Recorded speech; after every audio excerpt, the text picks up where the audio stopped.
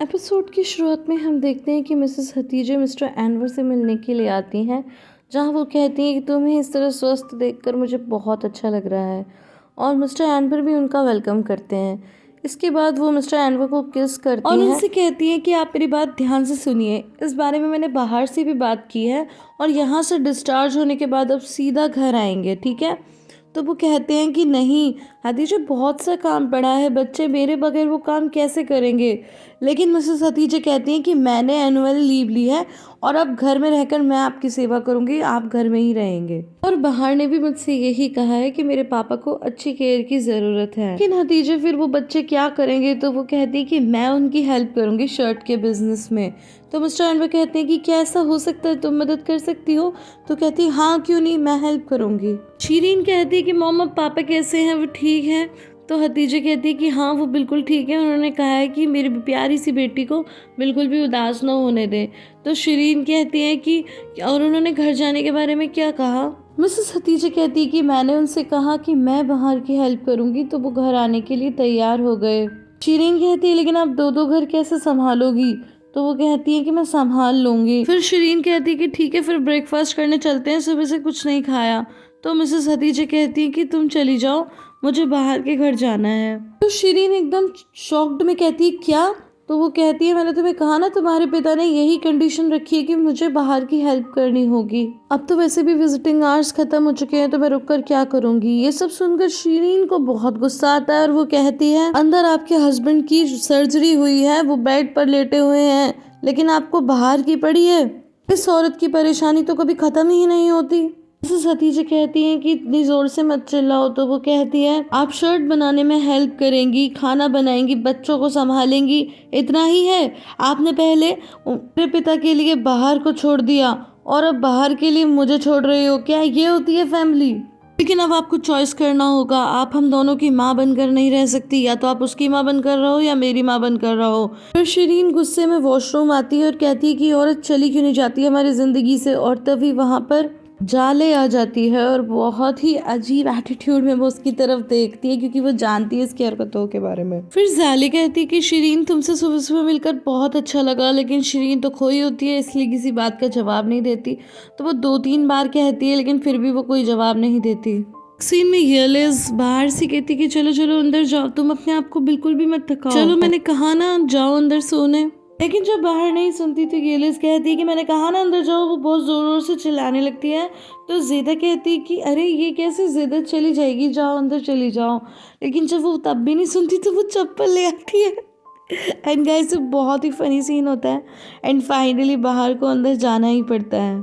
इसके बाद येलिस कहती है चलो चलो जल्दी से काम करते हैं, अभी तो बहुत सारा काम बाकी है। और फिर वो लोग फिर से कपड़े सिलने में लग जाते हैं। अब नेक्स्ट सीन में हम मिसेस हतीजे को बाहर के घर आता हुआ देखते हैं।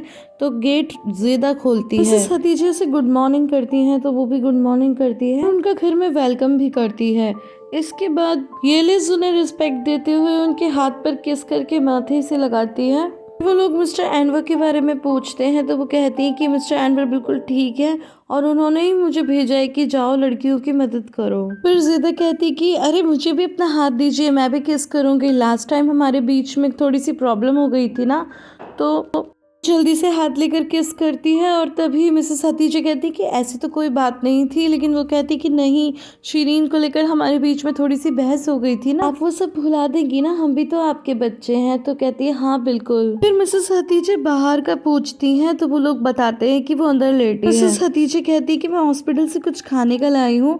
तो ज़ेदा उनसे लेते हुए कहती है कि ठीक है मैं जल्दी से चाय बना लेती हूँ, फिर खाते हैं। तो वो धीरे से जाती हैं, दरवाजा खोलती हैं और बाहर के पास बैठ के उसके बालों पर धीरे से हाथ फेरना चाहती हैं और उसकी बॉडी को भी धीरे धीरे हाथ फेरना चाहती हैं, प्यार से सहलाना चाहती हैं, लेकिन उनकी हिम्मत नहीं हो पाती और वो खुद के हाथ रोक लेती हैं।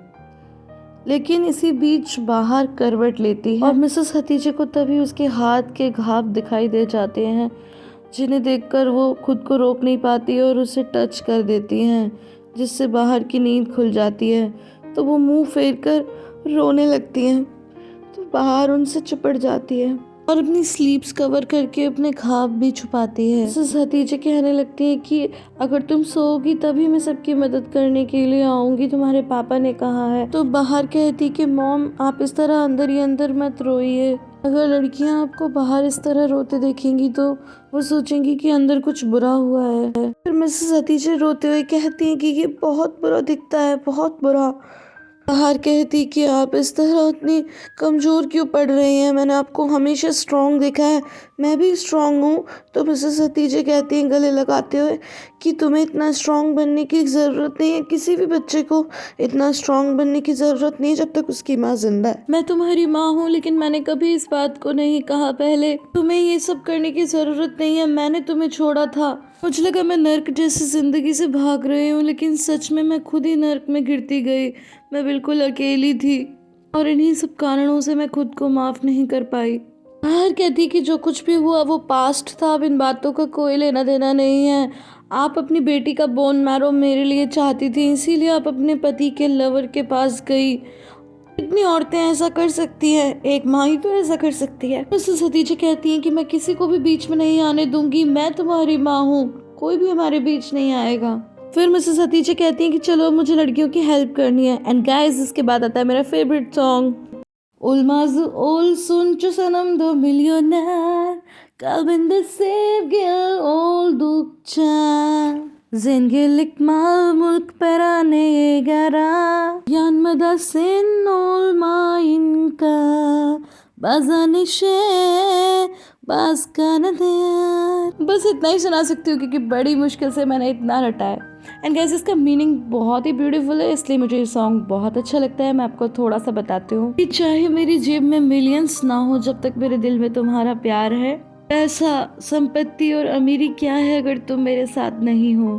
कभी खुशियाँ आती हैं, कभी गम आते हैं, कभी मीठे दिन, कभी कड़वे दिन, एक ही तकिए पर एक साथ। आई होप गाइस मैंने आपको बोर ना किया हो। और हम देखते हैं कि बैकग्राउंड में एनवर नाना भी डिस्चार्ज हो जाते हैं और सभी उन्हें लेने जाते हैं और सब मिलकर एक बार फिर से काम करना शुरू कर देते हैं। अब हमें नेक्स्ट डे का सीन दिखाया जाता है जहाँ पर मिस्टर एनवर और शीरीन नाश्ता कर रहे होते हैं कि तभी मिसेस हतीजे का कॉल आता है। वो मिस्टर एनवर को बताती है कि ऑर्डर कंप्लीट कर लिया है, तो उन्हें यकीन नहीं आता। फिर वो दोबारा बताती है कि मैंने ऑर्डर कंप्लीट कर लिया है, तो वो बहुत ज़्यादा खुश हो जाते हैं और कहते हैं कि ईश्वर तुम्हें लंबी उम्र दे। तो वो कहती है कि ज़्यादा एक्साइटेड मत हुई है, मैं फ़ोन रख रही हूँ कि डार्लिंग। और हाँ, मैंने बच्चों से प्रॉमिस किया था कि मैं पेस्ट्री बनाऊँगी उनके लिए, तो मैं पेस्ट्री बना के फिर घर आ रही हूँ। वो फ़ोन रख देते हैं और भावुक होकर वो ज़ेदा और सबको याद करने लगते हैं, लेकिन शीरीन को ये अच्छा नहीं लगता। फिर मिस्टर एनवर कहते हैं कि तुम मुझे ऐसे क्या देख रही हो, उन लोगों ने सिंगल मशीन से इतनी ज़बरदस्त काम किया है। कहते हैं कि आपको उनका पिता बनने की क्या ज़रूरत है। मिस्टर एनवर कहते हैं कि ज़ेदा और येलिस मेरी नज़रों में ही डायमंड है, डायमंड। काश कि तुम्हारी आंखें भी ये सब देख पाती। शीरीन कहती है कि हाँ पता है कितनी डायमंड है, एक तो सबको पता ही है कि कहाँ काम करती थी और दूसरी का कुछ अता पता ही नहीं है। मिस्टर एनवर कहते हैं कि मैं तुम्हें अभी बताता, लेकिन डॉक्टर ने मुझे गुस्सा करने के लिए मना किया है। फिर शीरीन कहती है कि ठीक है मैं कुछ नहीं कहूँगी, मैं चुप रहूँगी। हतीजे कहती हैं कि मैं ग्रॉसरी स्टोर जा रही हूँ बच्चों के लिए कुछ अच्छी चीज़ें लेने। तो डोरोक और निशान पूछती है कि क्या लेने जा रही हो आप। वो कहती है पेस्ट्री, आइसक्रीम। तो बच्चे खुश हो जाते हैं। फिर ज़ेदा कहती है कि मुझे भी अपने साथ ले चलिए। तो वो कहती हैं कि उसकी क्या ज़रूरत है, मैं चली जाऊंगी। फिर मिसेस हतीजे कहती हैं कि तुम ऐसे जाओगी। कहती है हाँ मैं तो ऐसे ही जाती हूँ। फिर ज़ेदा कहती है अच्छा ठीक है, मैं जल्दी से जाती हूँ और कुछ अच्छा सा पहन आती हूँ। लेकिन ये सब सुनकर बाहर और येलिस हंसने लगते हैं। पीछे मुड़कर मिसेस हतीजे पूछती हैं क्या हुआ, तो कहते हैं नहीं कुछ नहीं हुआ। और फिर दोबारा से जैसे ही वो टर्न करती हैं तो फिर से ज़ोर से हंसने लगते हैं। फिर ज़ेदा मिसेस हतीजे से कहती है कि मॉम मैंने डिसाइड किया है कि मैं अपने लिए एक अमीर पति ढूंढूंगी, क्या आप किसी अमीर आदमी को जानती हो। तो वो कहती है कि ये कैसी बात हुई। फिर वो ऐसी ही अजीब अजीब बातें करती है और फिर वहाँ से वो लोग जा रहे होते हैं कि तभी उन्हें सामने से आरिफ दिखाई देता है। आरिफ बताता है कि जो शर्ट का ऑर्डर आया था वो कैंसिल हो गया, अब बच्चों के लिए वो लोग शर्ट नहीं ले रहे। ये सुनकर दोनों हैरान हो जाते हैं और फिर ज़ेदा कहती है कि अब क्या होगा, अब कैसे होगा। तो हतीजे वहीं पे बैठ जाती हैं और फिर सडनली कहती है कि मेरे पास एक आइडिया है, लेकिन पहले वादा करो कि ये चीज़ें हमारे बीच में ही रहेंगी, हम बाहर और मिस्टर एनवर को कुछ नहीं बताएंगे। वो आरिफ से कहती है कि तुम ऊपर जाओ और सारी शर्ट्स ले आओ और कहना कि मैं अब्बास से पैसे लेकर तुम्हारी मॉम को दे दूंगा। फिर ज़ेदा कहती है इसके बाद क्या करेंगे, तो वो कहती है कि फिर मैं बाद में बताऊंगी। फिर वो ज़ेदा से कहती है कि चलो चलो जल्दी चलो मेरे साथ, और उसे जल्दी से वहाँ से ले जाती हैं। सीन में पेरेंट्स सार्प के लिए कॉफ़ी लेकर आती है तो सार्प कहते हैं कि मुझे मेरी मॉम का कुछ भी पता नहीं चल रहा, क्या तुम्हारे पापा की कोई बात हुई, उनके पास पैसे भी नहीं है, पता नहीं वो कहाँ चली गई। और वो कहती कि तुम शांत रहो, सब ठीक हो जाएगा, और ऐसे कहकर वो उसे गले लगा लेती है। और कहानी एक बार फिर से पास्ट में जाती है, जहाँ वो याद करती है फिर से उस रात का सीन कि जब वो लोग आइलैंड पर पहुँचे तो उसमें से एक आदमी पूछता है कि तुम इसे कहाँ से लेकर आई हो, क्या तुमने इस आदमी के लिए मुझे छोड़ा था। तो वो कहती कि नहीं, हम तो इसे जानते नहीं हैं। लेकिन वो आदमी पेरेंट को टॉर्चर करने लगता है। तो सार्प कहता है कि रुक जाओ, ये सच कह रही है, मैं इन्हें सी में मिला था, मैं वहाँ गिर गया था, इन लोगों ने ही मेरी जान बचाई है।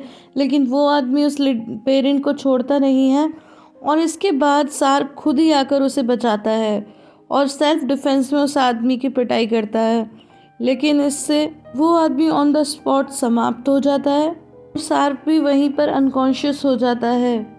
इसके बाद पीरीन मुनीर को वहाँ बुलाती है और मुनीर चेक करके बताता है कि सार्प की सांसें चल रही हैं। मुनीर पीरीन को वहाँ से भागने के लिए कहता है पर वो राज़ी नहीं होती। वो कहती है कि हमें इसे हॉस्पिटल ले जाना होगा, लेकिन वो कहता है कि नहीं, नाज़ीर के आदमी आते ही होंगे, हमें यहाँ से भागना होगा।